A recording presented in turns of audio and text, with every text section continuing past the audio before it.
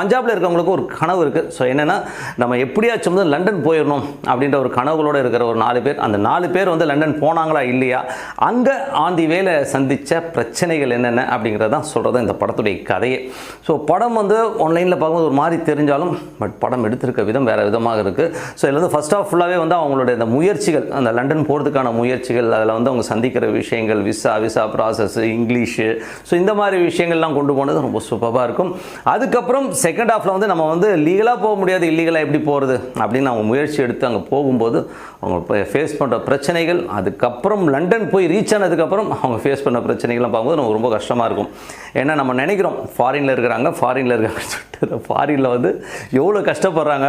அதுவும் வந்து இல்லீகலாகவோ ஒரு படிப்பறிவு இல்லாமையோ ஒரு லேபர் கிளாஸாக போய் அங்கே போய் மாட்டிக்கிட்டவங்க எவ்வளோ கஷ்டப்படுறாங்கன்றதெல்லாம் வந்து ரொம்ப கொடுமையான விஷயம். இதில் வந்து பார்த்திங்கன்னா டாப்ஸி, ஸோ ஷாருக் கான் வந்து ரொம்ப அட்டகாசமாக பண்ணியிருப்பார்.